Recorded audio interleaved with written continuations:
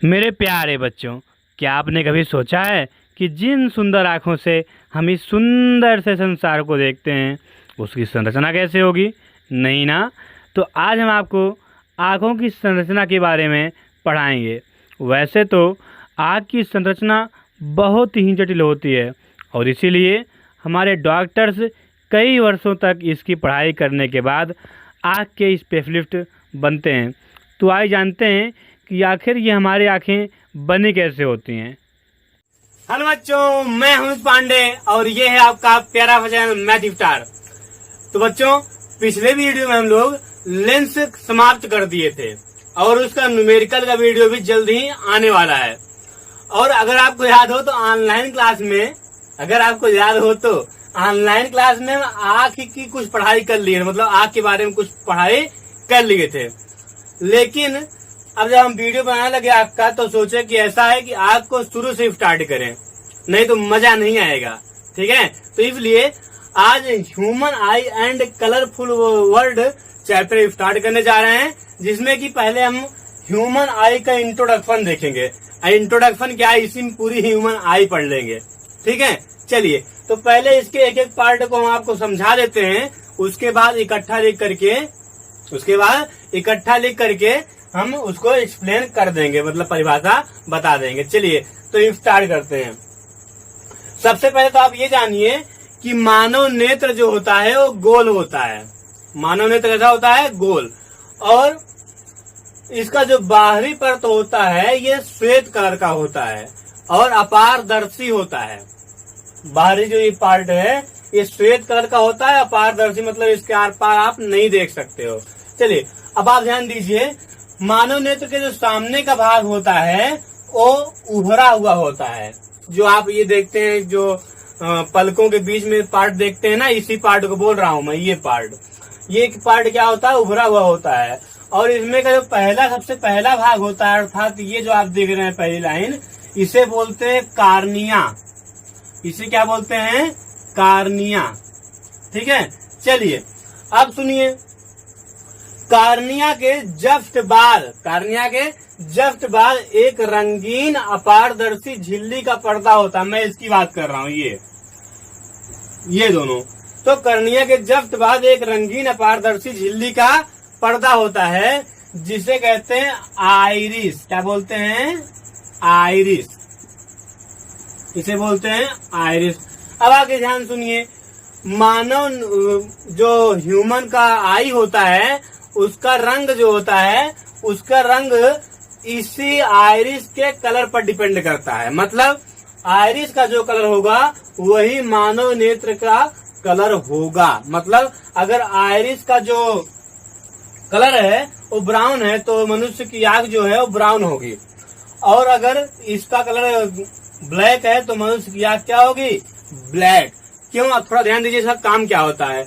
इसका कार्य ये होता है कि जो बाहर से किरणें आती है ना, और अगर इससे टकरा गई किरणें, इधर से आती है किरणें यहीं से प्रवेश करती है इतने पार्ट से जो भरा हुआ है, तो जो किरणें इसमें प्रवेश करती है नेत्र में, वो अगर आइरिस से टकरा जाती हैं तो ये आइरिस क्या करता है कि उन किरणों को रिफ्लेक्ट कर देता है, परावर्तित कर देता है।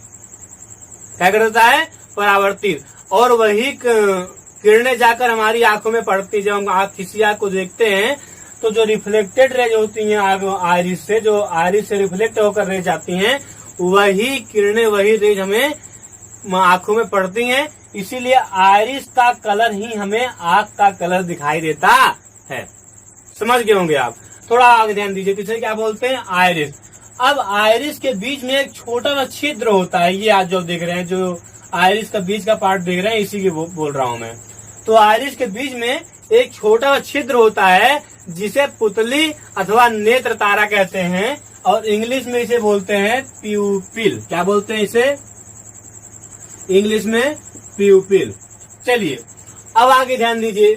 अब पुतली की विशेषता होती है, पुतली की ये विशेषता होती है कि अधिक प्रकाश में अपने आप छोटी और कम प्रकाश में अपने आप बड़ी हो जाती है। क्यों? इसको भी समझ लीजिए। क्योंकि अगर ये अधिक प्रकाश में बड़ी रहेगी, अर्थात और बड़ी हो जाएगी, मान लो ना तो बड़ी होती है ना तो छोटी, तो होगा क्या कि प्रकाश की ज्यादा मात्रा, मान लो कि सेम साइज की है, और अधिक प्रकाश हो गया, तो अधिक प्रकाश होगा तो प्रकाश की ज्यादा मात्रा आंख में प्रवेश करेगी, और प्रकाश की ज्यादा मात्रा अगर आंख में इंटर कर गई तो ये प्रकाश तंत्रिकाओं को नष्ट कर सकती है। कौन? प्रकाश। इसीलिए अधिक प्रकाश में पुतली जो होती है अपने आप छोटी हो जाती है, मतलब ये जो आइरिस होती है ये पास थोड़ा और पास आ जाती है, जिससे कि पुतली छोटी होती है और आंख में एक सीमित मात्रा का प्रकाश ही प्रवेश कर पाता है। ठीक है, जिससे कि हमारी आंखें खराब होने से बच जाती हैं। आप तो देखे हो कभी सूर्य की ओर आंख करके देखिए तो आंख अपने आप छोटी हो जाएगी। अनुभव किए ना, फील किए है ना। चलिए ठीक है, अब आगे ध्यान दीजिए। अब अगर यही प्रकाश जब कम हो जाता है, अर्थात आप ऐसे किसी स्थान पर जाएं जहां पर कम प्रकाश हो या अंधेरा हो जाए, तो ये पुतली जो है, ये प्यूपिल, ये अपने आप बड़ी हो जाती है। मतलब जो आइरिस है ये ऐसे मतलब फैल जाता है, जिससे कि पुतली बड़ी हो जाती है और प्रकाश की अधिक मात्रा आंख में प्रवेश करने लगती है, जिससे कि हमें वस्तुएं अच्छी तरह से दिखाई देती हैं। ठीक, तो पुतली के छोटा बड़े होने का यही लाभ है कि हमें वस्तु सही से दिखाई भी दे और हमारी आंखें खराब भी ना हो। ठीक है, क्योंकि अगर अधिक प्रकाश आंख में प्रवेश करेगा एक सीमित मात्रा से ज्यादा, तो क्या होगा कि आंख खराब होने का डर रहता है। जैसे कि यहाँ पे जो हम पढ़ा रहे हैं, यहाँ पे बहुत सारी हाई क्वालिटी की लाइट लगी हैं जो कि बहुत तेज फोकस मार रही हैं, और जो लाइट लगी हैं अगर उनकी तरफ हम देख दें आंखें खोल करके सही से, तो आंखें खराब भी हो सकती हैं। ठीक है, चलिए, तो इसीलिए बोल रहा हूँ। अब ध्यान दीजिए, इस पुतली के जस्ट पीछे, इस पुतली के जस्ट पीछे एक जली जैसे पदार्थ का, कैसे पदार्थ का? जली जैसे पदार्थ का नेत्र लेंस होता है। इसे बोलते हैं नेत्र लेंस। और ये नेत्र लेंस जो होता है ये द्वि उत्तल लेंस होता है। द्वि उत्तल लेंस इसलिए बोल रहा हूँ क्योंकि इसमें दो उत्तल पृष्ठ लगे होते हैं, एक देखिए ये और एक ये। और जो ये लेंस होता है इसके आगे की, सामने की, जो पहले की पृष्ठ होता है ये वाला, इसकी वक्रता त्रिज्या, कर्वेचर ऑफ रेडियस, बड़ी होती है, और जो पीछे का पृष्ठ होता है इसकी वक्रता त्रिज्या छोटी होती है। ठीक है, तो अब आगे ध्यान दीजिए, इसको बता रहे हैं क्यों अभी। तो ऐसा समझिए कि जली जैसे पदार्थ से बना होता है। तो जली जैसे पदार्थ होता क्या है? तो अगर आपको जली, तो कुछ लोग जानते भी होंगे, नहीं जानते हैं तो कभी आप देखिए प्लास्टिक का एक छोटा छोटा बहुत सरसों के बराबर एक गुब्बारा आता है, उसको जब हम पानी में डाल देते हैं तो क्या है, फूल जाता है, और फूल जाता है तब आप उसको टच करिए कितना सॉफ्ट लगता है। उसी तरह का ये लेंस होता है, बस उसी तरह का। ठीक है, और ध्यान दीजिए, जो लेंस होता है इसका अपवर्तनांक जैसे जैसे आप अंदर जाएंगे वैसे वैसे बढ़ता जाता है। ठीक, और ध्यान दीजिए, ये लेंस जो होता है ये अपनी फोकस दूरी को आवश्यकता अनुसार परिवर्तित कर सकता है। जो लेंस होता है ये अपनी फोकस दूरी को आवश्यकता अनुसार परिवर्तित कर सकता है। कैसे भी बताते हैं आपको, चलिए समझिएगा। वो ऐसे कि अगर मान लीजिए ये पार्ट है, ये इसे बोलते हैं हम लोग सिलियरी मांसपेशी। सिलियरी मांसपेशी या मांसपेशियां भी लिख दीजिए। ये भी वही चीज है। तो ये जो सिलियरी मांसपेशियां होती हैं ये नेत्र लेंस से जुड़ी होती हैं। और होता क्या है, मान लीजिए नेत्र लेंस है और मान लो कोई वस्तु बहुत दूर पे रखी हुई है, थोड़ा ज्यादा दूरी पर है, मान लो यहाँ पर है कोई वस्तु है, मान लो एक व्यक्ति ही है, तो ये व्यक्ति यहाँ पर है, तो इसको देखने के लिए क्या करना पड़ेगा, यहाँ से हम ऐसा किरणें खींचेंगे जिससे कि हमें आसानी भी हो और हमें यहाँ पे किरणों को ड्रा कर सके। चलिए, तो हम मान लेते हैं कि यहाँ से किरणें जो है वो मुख्य अक्ष के समांतर जा रही हैं, और आप जानते हैं कि जो वस्तुएं दूर होती हैं वहां से आने वाली किरणें मुख्यतः क्या होती हैं, समांतर। इसको आपको लेंस पढ़ाते वक्त बताए थे, इसको आपको लेंस पढ़ाते वक्त बताए थे। अगर आप लेंस नहीं पढ़े हैं तो आप बहुत महान हैं, बहुत ही ग्रेट हैं। चलिए, तो यहाँ से हम 3 किरणों को दिखाए हैं, एक किरण ये, एक किरण ये और एक किरण ये। तो आप जानते हैं जो किरण 20 से जाती है लेंस के प्रकाशिक केंद्र से, वो अनडेविएटेड होती है, मतलब वो मुड़ती नहीं है, वो सीधा जाती है। तो ये किरणें देखो आप सीधा चली गई है, ठीक है। और ध्यान दीजिए, ये सब किरणें जो हैं ये बेंट हो जाएंगी, मतलब झुक जाएंगी। जो लेंस होता है उत्तल लेंस, ये इन किरणों को झुका देगा और ये किरणें जाकर के रेटिना पर मिल जाएंगी, ठीक है। इस बिंदु को ही पीत बिंदु कहते हैं। कौन सा बिंदु? पीत बिंदु। इंग्लिश होती है येलो पॉइंट, येलो पॉइंट, ध्यान रखिएगा। इस बिंदु पर अगर वस्तु से आने वाली प्रकाश की किरणें इस पॉइंट पर मिल जाती हैं तो वस्तु का बहुत ही स्पष्ट प्रतिबिंब रेटिना पर बनता है। और कहीं पर मिलेंगी तो उतना स्पष्ट प्रतिबिंब नहीं बन पाएगा, लेकिन यहाँ पर अगर मिलेंगी तो बहुत ही स्पष्ट प्रतिबिंब वस्तु का रेटिना पर बन जाता है। और इस बिंदु को क्या बोलते हैं? Yellow point. हिंदी होती है इसकी पीत बिंदु, ठीक। चलिए, इसकी परिभाषा क्या बनेगी इसको भी सुन लीजिए आप। नेत्र लेंस के प्रकाशिक अक्ष, नेत्र लेंस का प्रकाशिक नेत्र लेंस का मुख्य अक्ष, ये क्या है आपका? ये जो लाइन गई है ये क्या है? मुख्य अक्ष। लेंस अगर आपको पढ़े हो लेंस तो आपको मालूम होगा, ये पूरी लाइन जो है मुख्य अक्ष भी होती है, ठीक है। तो यहाँ सुनिए, आगे ध्यान दीजिए।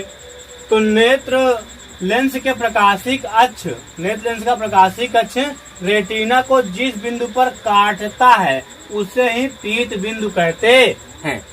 पीत बिंदु पर वस्तुओं का बहुत ही स्पष्ट प्रतिबिंब दिखाई देता है। चलिए, अब आगे सुनिएगा थोड़ा सा। यहाँ पे अब आ जाइए। यहाँ से जो है ये, यहाँ से अनेक तंत्रिकाएं, अनेक नर्व्स, अनेक नस वगैरह जो होती हैं, अनेक प्रकाशिक तंत्रिकाएं यहाँ से मस्तिष्क की ओर गई रहती हैं। ये कहाँ गई रहती हैं? मस्तिष्क की ओर। पहले तो इसमें बहुत पूरा जंजाल होता है आंख, लेकिन यहाँ पे कुछ विशेष पार्ट को दिखाए हैं।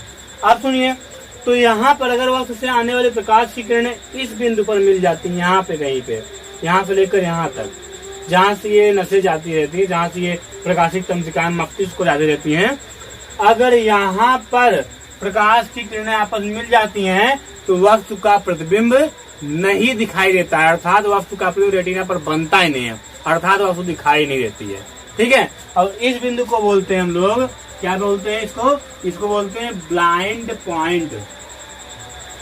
ब्लाइंड पॉइंट समझ में आ रहा है? इसकी हिंदी होती है अंध बिंदु, अंध बिंदु। अब आगे सुनिए, नेत्र लेंस और रेटिना के बीच में, ध्यान रखिएगा, नेत्र लेंस और रेटिना के बीच में एक गाढ़ा पारदर्शी द्रव भरा होता है। ये भी लगभग जेली के जैसा ही होता है, लेकिन गाढ़ा होता है। तो जो ये द्रव होता है इसे बोलते हैं कच्छाप द्रव। इसको हम डेफ दिखा दे रहे हैं। ये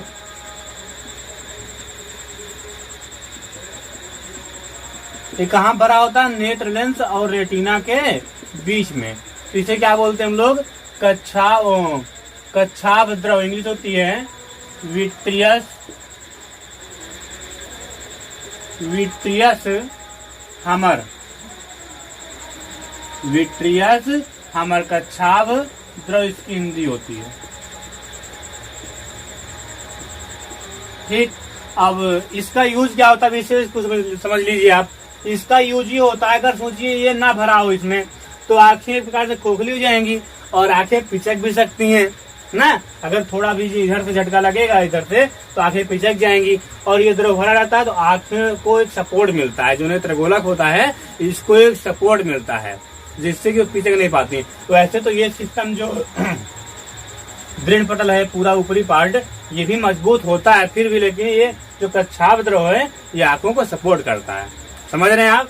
चलिए अब सुनिए, ये आप देख रहे हैं जो बाहर का पार्ट होता है, ये पूरा पार्ट, इसे हम लोग दृढ़ पटल बोलते हैं, स्क्लेरा। अब दृढ़ पटल के जस्ट नीचे एक पतली परत होती है, एक पतली झिल्ली जैसी परत होती है, इसे आप समझ सकते हैं ऐसे ही है ये सब,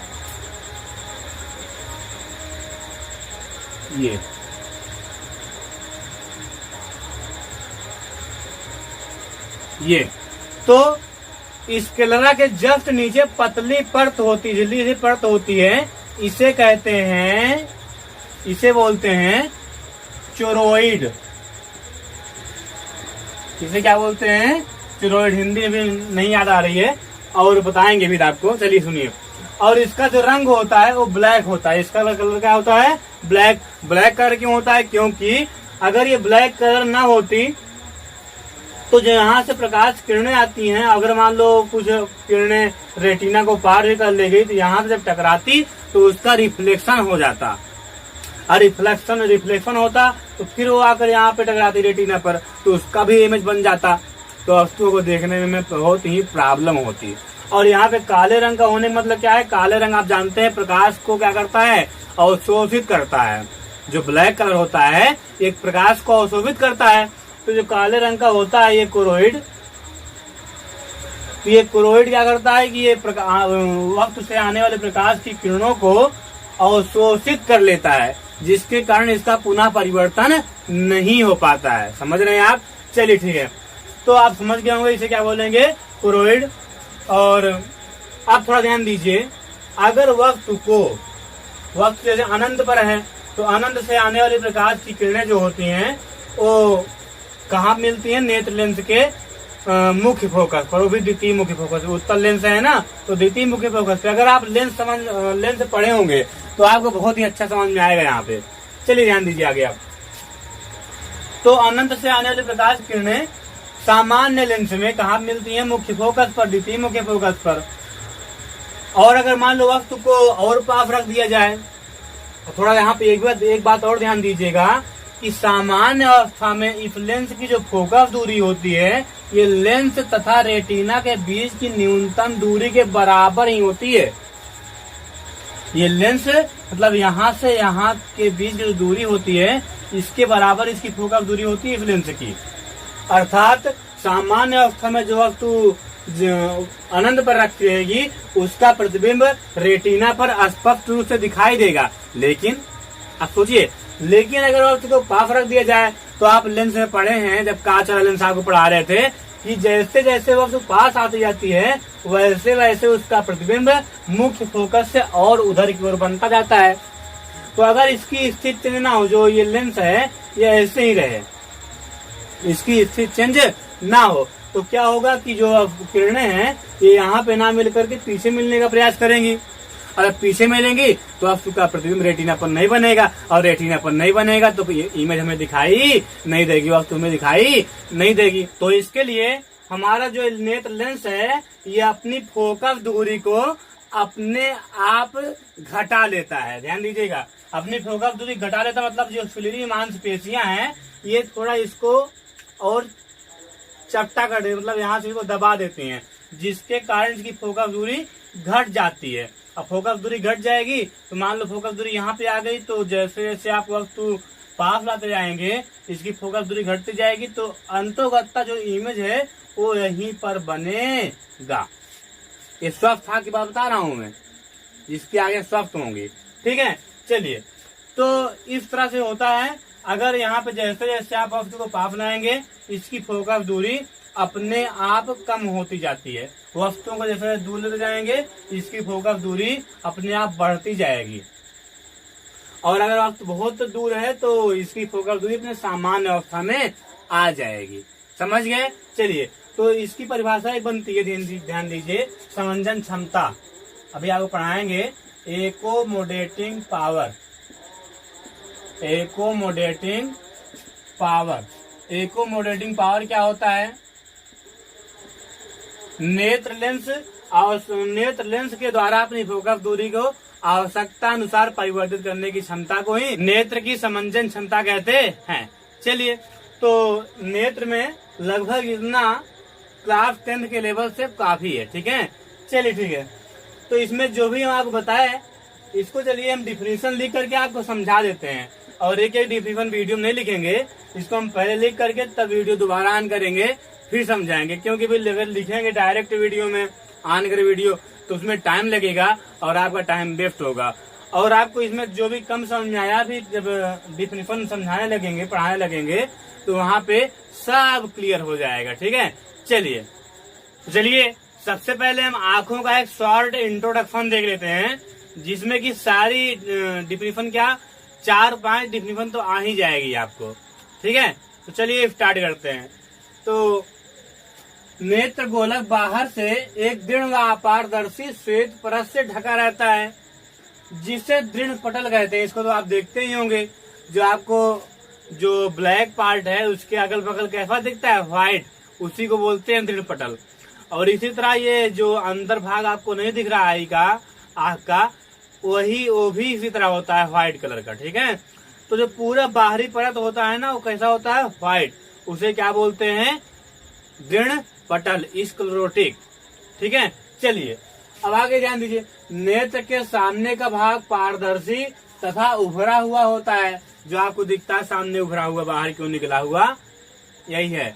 जिसका ज्यादा निकला हुआ होता है उसे बोलते हैं इसकी आंखें बड़ी हैं, और जिसका कम उभरा हुआ होता है उसे बोलते हैं इसकी आंखें छोटी हैं। बल्कि ऐसा कभी नहीं होता है, चाहे छोटा सा बच्चा हो और चाहे बड़ा सा व्यक्ति, यंग व्यक्ति हो, सबकी आंखें समान साइज की होती हैं। कितनी, 2.3 सेंटीमीटर सभी की आंखों का व्यास होता है, मनुष्य की आंखों का। ठीक है, चलिए अब आगे देख लेते हैं। तो नेत्र के सामने का भाग पारदर्शी तथा उभरा हुआ होता है, जिसे कार्निया कहते हैं। इसे क्या बोलते हैं, उभरा हुआ होता है, कार्निया। नेत्र में प्रकाश इसी से होकर प्रवेश करता है।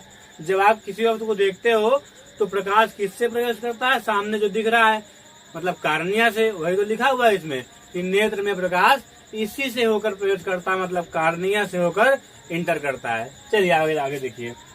कार्निया के पीछे एक रंगीन अपारदर्शी झिल्ली का पर्दा होता है, इसे आइरिस कहते हैं। अगर आप भी इसके पहले फिगर समझे होंगे, समझ में आ रहा होगा।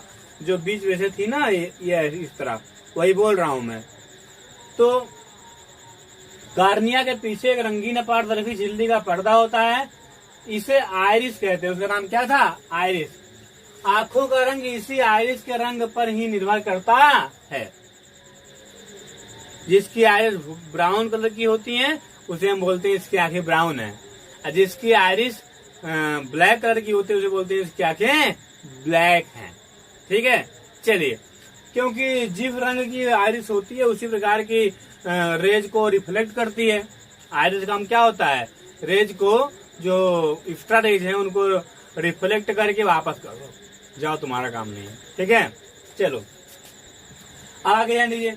आइरिस के बीच में एक छोटा सा छिद्र होता है, जिसे पुतली अथवा नेत्र तारा कहते हैं। इसको बताए थे आपको, आपको दिख रहा होगा जो ब्लैक पार्ट दिखता है उसके बीच में एक छिद्र होता है। इसमें आप अगर ध्यान से देखें, अगर आसपास आपको कोई हो तो उसमें अगर आप देखें उसके आग में, तो जो ब्लैक पार्ट पूरा दिख रहा है, इसके बीच में एक छोटा सा पार्ट होता है जिसमें आपका चित्र दिखता है, या किसी भी वस्तु का चित्र दिखता है, वही है पुतली। वैसे तो प्रतिबिंब जो है चित्र और रेटिना पर बनता है, लेकिन रेटिना तक प्रकाश पुतली से ही होकर जाता है। ठीक है, चलिए अब आगे ध्यान दीजिए। जिसे पुतली अथवा नेत्र तारा कहते हैं। पुतली की यह विशेषता होती है कि यह अधिक प्रकाश में अपने आप छोटी तथा कम प्रकाश में अपने आप बड़ी हो जाती है। कौन करता है, अगर अधिक प्रकाश आता है तो जो आइरिस होती है वो पास आ जाती है, कम प्रकाश वाला आइरिस दूर चली जाती है। ठीक, मतलब अगर दूर चली जाएगी तो जो बीच का छिद्र होगा वो बड़ा हो जाएगा, तो वही बोलेंगे पुतली बड़ी हो गई। और छोटा अगर आप पास आ जाएंगी तो छिद्र बीच का कम हो जाएगा ऑटोमेटिक। देखिए पास आ गई, जो बीच का छिद्र है छोटा, दूर चली गई बीच का छिद्र बड़ा, ऐसे ही होता है। ठीक है, चलिए क्यों होता है इसको भी समझ लीजिए आगे। जिसे पुतली अथवा नेत्र तारा का पुतली की विशेषता होती है कि अधिक प्रकाश में अपने आप छोटी तथा कम प्रकाश में अपने आप बड़ी हो जाती है, जिससे कि प्रकाश की सीमित मात्रा ही नेत्र में प्रवेश कर पाता है। ठीक, समझ गए होंगे आप। अगर ज्यादा प्रकाश प्रवेश कर जाएगा तब तो आंखें शॉर्ट हो जाएंगी। चलिए, अब ये तो शॉर्ट इंट्रोडक्शन हुआ यहाँ से यहाँ तक। अब हम एक एक करके भी विस्तार से जान लेते हैं। ठीक है, चलिए। तो पहला हेडिंग हम किए हैं स्क्लेरोटिक, मतलब दृढ़ पटल। दृढ़ पटल क्या होता है? तो दृढ़ पटल आपको बताया अभी कि नेत्र के सबसे बाहरी परत को क्या कहते हैं? दृढ़ पटल। दृढ़ पटल का काम जो होता है ये होता है कि ये आँख के भीतरी भागों की रक्षा करता है। क्या करता है? रक्षा परत का काम करता है, सुरक्षा कवच का काम करता है। चलिए, तो वही लिखा हुआ है, नेत्र गोलक बाहर से दृढ़ व पारदर्शी श्वेत परत से ढका रहता है, जिसे दृढ़ पटल कहते हैं। इसके द्वारा नेत्र के भीतरी भागों की सुरक्षा होती है, तो आपको बताया ही। चलिए, तो अब हम हेडिंग कर लेते हैं क्या? कॉर्निया। तो इसको मिटा देते हैं और हेडिंग करते हैं कॉर्निया, और भी बहुत सारी हेडिंग पढ़ेंगे। ठीक है, चलिए।